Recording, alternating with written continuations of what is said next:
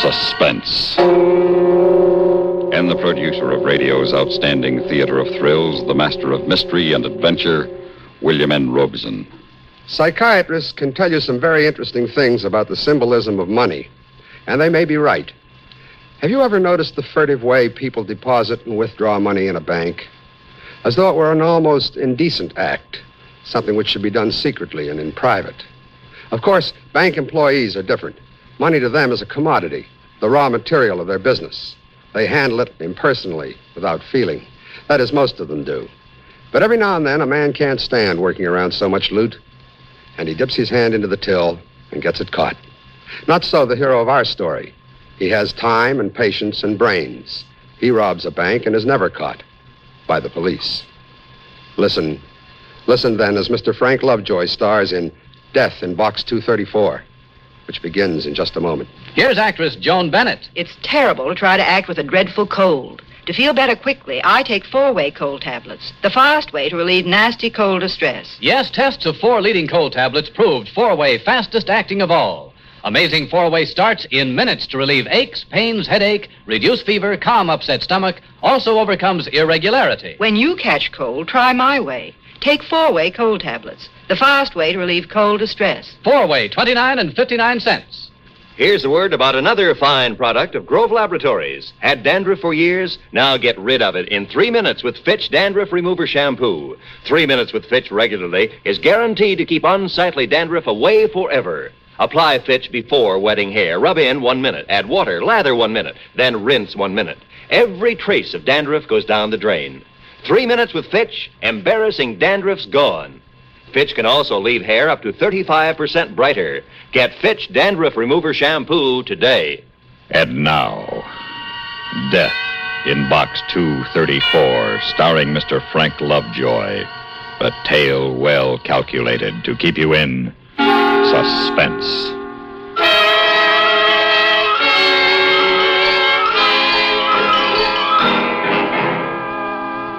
I'm sure you'll agree the best way to rob a bank is from the inside. Well, I was on the inside. I was the guy you had to sign in with before you could get into your safe deposit box. It sort of gave me a sense of importance and power. Made me a little dizzy, too, thinking of all the loot in those 2,000 boxes. Jewelry, bonds, and cash. And it taught me patience. I had to wait a long, long time before I could put my plan to work. But finally, one day, a little old man walked into the bank carrying a covered birdcage. Is this where I can get a safety draw, young fella? If you mean a safety deposit box, this is the right place. Bank, ever been robbed? No, sir. Don't trust banks. But I got to unload this cage somewhere. You want to put a bird in a safe deposit box? No, I got my money in the cage. Always keep it there, have for years. I own a pet store. Lots of bird cages, some covered, some uncovered. You want to hide something, hide it in the open. But now, I don't know. There's been so many stick-ups lately. Tell you what, I'll take one of the safety drawers. Very well, if you'll just sign here, I'll get you a key. I turned to the key chart, my heart pounding. This was the kind of a customer I'd been waiting for. I searched the chart until I found 2 empty boxes, one above the other. I gave Mr. Jensen 234, and I mentally reserved box 233 for myself. After the old man had left with the empty bird cage, George, the guard, confirmed my suspicions. Man, do you know what that old guy had in that bird cage? He told me it was money. Huh? Said was that cage was stuffed with dough, and not a bill less than a C-note. George, I'm amazed that anyone who worked in a bank as long as you would be impressed by $100 bills. In a bird cage? George, you know it's against the bank's policy to discuss the contents of the customers' safe deposit boxes. What are you bucking for, a vice presidency? Merely reminding you, George. It would never do for me to betray my excitement to George. Just as it would never do for me to take out the box above Mr. Jensen's in my own name. For this, I needed someone else. Someone who needed money desperately, someone with larceny in his heart. But not grand larceny, just petty larceny. I began to search the classified ads, and a couple of days later I found one that sounded just right. Young man wants work, it said. Will do anything for money. Phone UL23742. Hello? Are you the man who placed the ad in the paper? That's right, Dad. You got a job for me? If I told you that for just 3 hours a week you could earn $30, would you be interested? Crazy. What's the gimmick? Well, it might involve a little risk. I've taken risks before. What do you want me to do? I can't discuss it over the phone. If you'll meet me at the sandwich mill on the corner of Van Buren and Gilbert Streets tomorrow at 1:30, there's a $10 bill in it for you, whether you take the job or not. I'll be at the table by the door. I'll be there. I hadn't been in the sandwich mill for more than 5 minutes when he showed up. His name was Gil. He looked like he could use a buck, so I didn't waste any time putting my cards on the table. 3 times a week, I'll meet you here. I'll give you $20. You'll come to the bank, you'll put $10 in a deposit box and keep 10 for yourself. It's too easy. What's in it for you? Well, that's beside the point.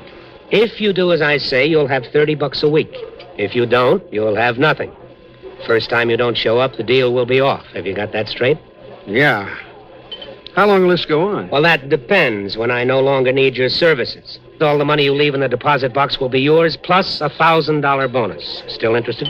Are you kidding? What have I got to lose? Nothing.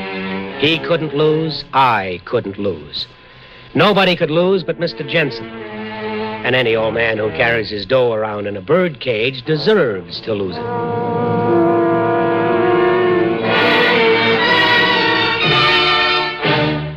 Now that most medium-priced cars have raised their prices, must you settle for something less? Not if you buy an Ambassador V8 by Rambler, the medium-priced car that did not raise prices for $59. The luxurious but compact Ambassador, American Motor's finest, is next year's car at last year's price. Come test our best. See how Ambassador gives you full hat room, shoulder room, and leg room for all 6 passengers. Discover luxuries that even the most expensive cars do not offer. Personalized luxury, including front seats that adjust back and forward separately for your individual comfort and leg room. Thrill to the new experience of a perfect power-to-weight ratio that enables Ambassador's 270 horsepower V8 to outperform other cars in its class. Turn on a dime, park easily anywhere, because Ambassador has no useless overhang. Don't let yourself be priced out of the medium-priced field. Get next year's car at last year's price. The luxurious Ambassador at Rambler dealers. And now, starring Mr. Frank Lovejoy, Act 2 of Death in Box 234.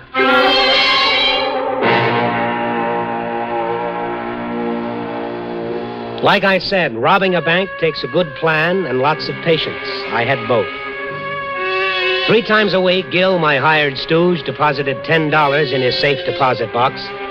And once a week, Mr. Jensen deposited a bird cage full of $100 bills in his. There was only one hitch in the whole beautiful setup. I began to like the old man. Everything under lock and key, young fella? Safe and sound, Mr. Jensen. That's the kind of talk I like to hear. How's it with you? Well, not so good. Oh? What's the matter? I'm having trouble with Priscilla. Somehow I didn't think you were married. I'm not. Oh? Then Priscilla's your girlfriend? At my age? Thanks, young fella.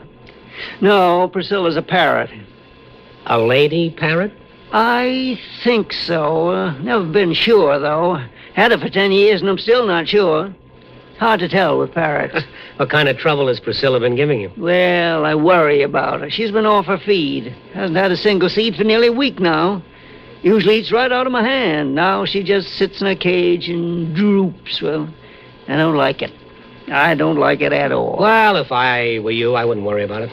If you were me, you would worry about it. What do you suppose I run that pet shop for? Ain't the money. I got more than I'll ever need.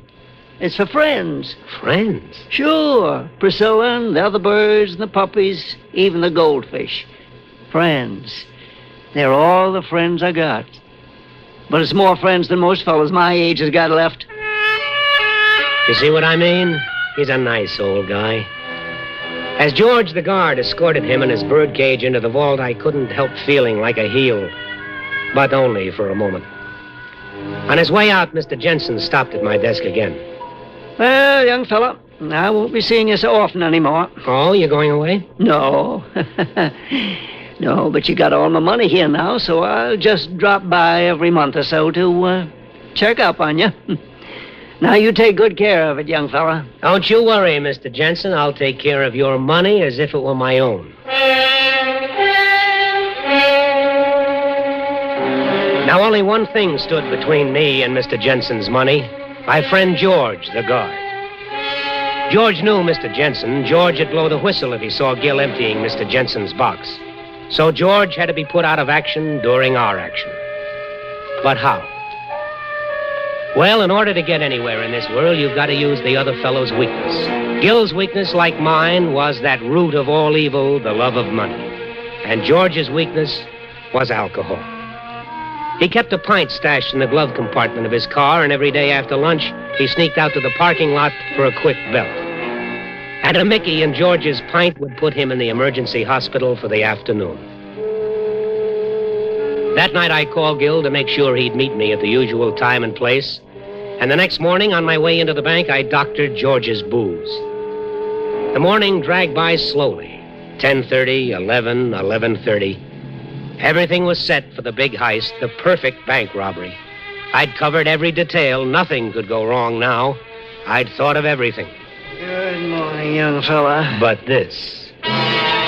There stood Mr. Jensen, looking like death dug up, a dirty bandage around his right hand.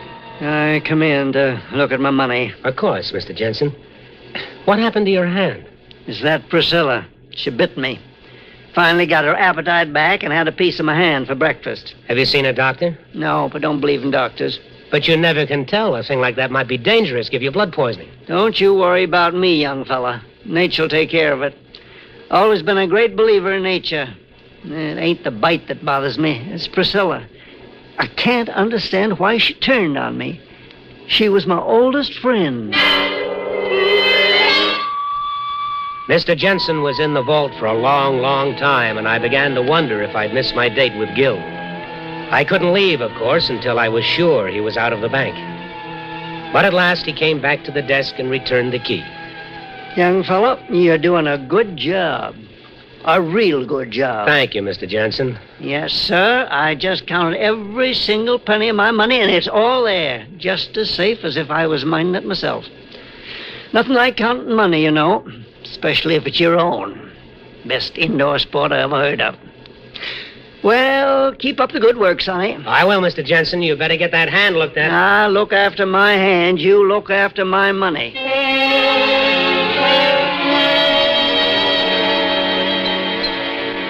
Look, Dad, you know how much dough I got in that safe deposit box? Yes, Gil. Do you? $240, and I could use it.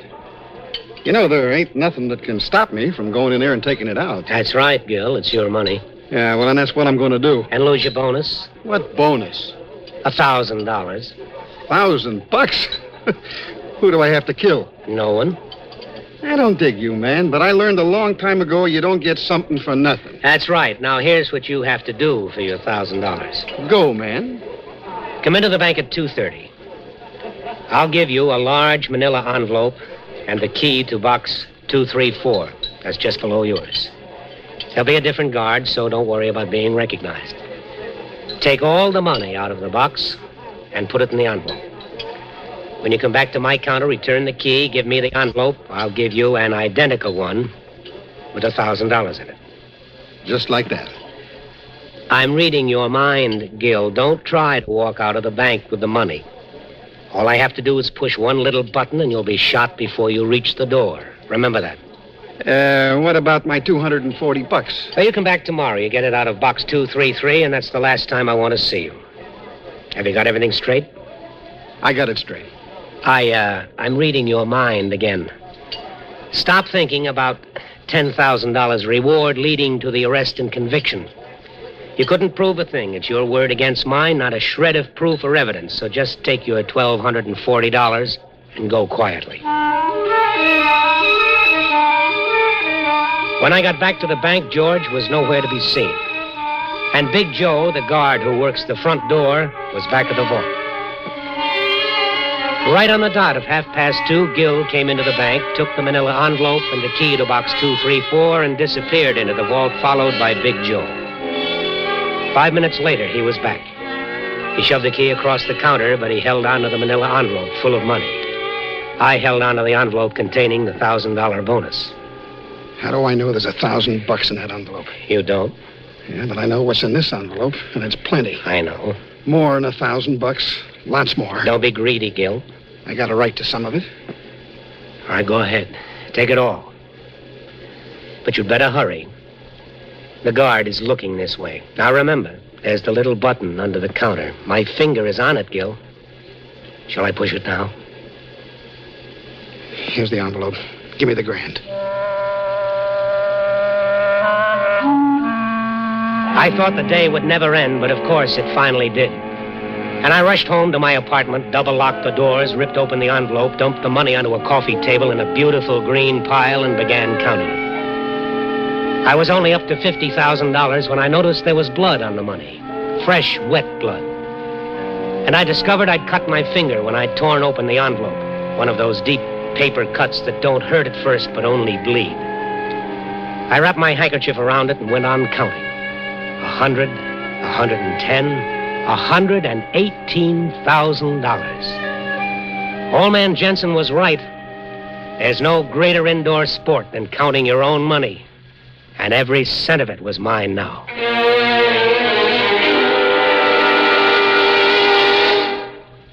Now here is where the story should end. With a bank robber skipping the country with his ill-gotten gains to spend the rest of his life in luxurious ease in some Central American banana republic. But this was no ordinary bank job, and I was too smart a bank robber. I didn't need to make a getaway. I went back to work the next morning.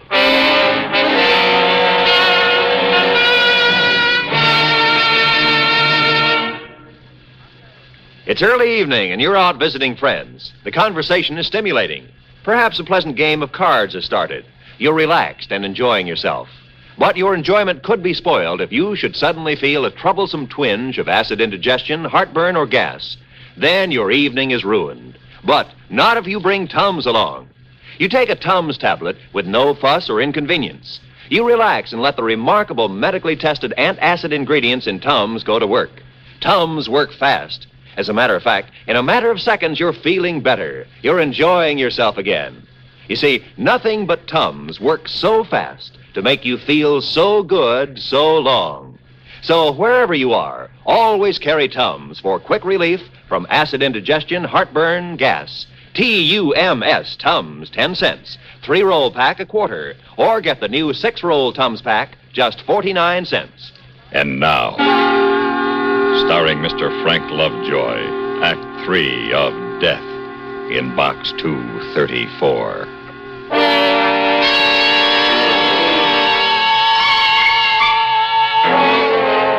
Yes, I went back to work the morning after I knocked off Mr. Jensen's safe deposit box for $118,000. I went back to work as though nothing had happened, and nothing did. George was back, too, looking peaked and blaming his illness on the lousy luncheon meat his wife put in his sandwiches. Gil came in and emptied box 233 and left without a word. And days went by without a sign of old Mr. Jensen. I gave my notice to the bank and made my plans to move out to the West Coast. But I began to feel lousy. And then I began to look like I felt. George noticed it first. Hey, Harry, you look bad. I mean, real sick. Gee, thanks. I mean, bad. Like old man Jensen last time he was in here. George, you say the nicest things. But I knew he was right. I had looked at myself in the mirror. I was flushed. There was a hollow look I'd never seen in my eyes before. I got scared. I couldn't figure it out. Somehow counting the money wasn't fun anymore. Finally, I woke up one morning with a raging fever. Going to work was out of the question. I was weak as a kitten. It was all I could do to pick up the morning paper from under my apartment door. I slumped back into bed, and then I saw it. A couple of paragraphs tucked away on the back page. The diagnosis of my illness. And I knew then I would never leave this bed. The cut. If I only hadn't cut my finger on that envelope when I counted the money. Oh, yes, the newspaper. Here's what it says. Bird bites, man dies. Mr. A.J. Jensen, 75, was found dead last night in the back of his pet shop at 8957 Tulane Avenue. Cause of death was determined after examining a serious wound on his right hand. The wound had been inflicted by a parrot which was infected by psittacosis, a deadly disease for which no cure is known. Every article of Mr. Jensen's clothing and personal belongings had to be destroyed as they were highly contaminated. Mr. Jensen died without any living relations or close friends, and apparently without any estate. By the way, I've got Mr. Jensen's money right here under my mattress, if you'd like to have it.